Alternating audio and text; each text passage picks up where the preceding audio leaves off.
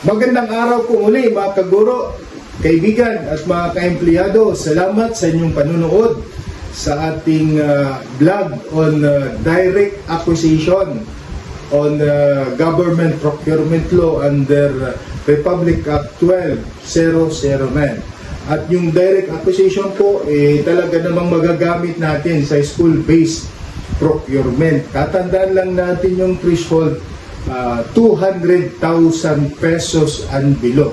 So kung mayroon tayong mga procurement na 200,000 pesos o hindi aabot ng 200,000 pesos, you can use this mode of procurement, the direct acquisition.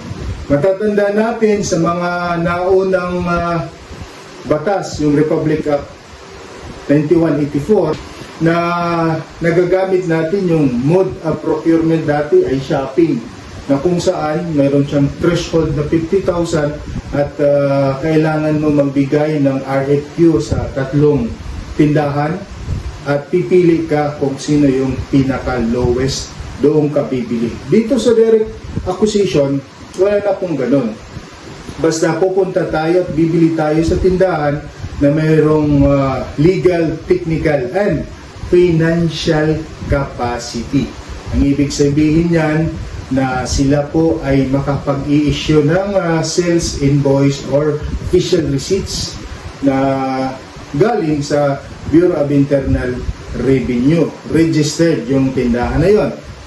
Nasabi na natin, pwedeng sa convenience store, sa shopping mall, pwede rin online, sa Lazada, sa TikTok, sa Shopee, o sa anumang online purchase, basta sila ay makapagbibigay sa inyo ng official receipts. At yung procurement nyo, yung items na bibilhin nyo, kailangan nakapaloob po sa inyong annual procurement plan or yung EIP. Kailangan nandoon siya nakalagay. Kung hindi naman po siya nakalagay at hindi nyo naisip during planning, maaari naman kayong gumawa ng supplemental. Ang ginagawa po dyan ng iba, dahil hindi naman talaga lahat nakaka-covered, mayroong mga pangyayari sa isang taon, hindi natin inaasahan, so naglalagay sila ng mga miscellaneous expenses sa baba at naglalaan sila ng specific amount. Kung saan pag may mga emergency purchase, doon nila kinukuha yung emergency purchase na hindi lalampas sa 200,000. So, effective na po ang batas na ito, yung Republic Act 12009, noong February 25, 2025. Pag-iisang taon na po.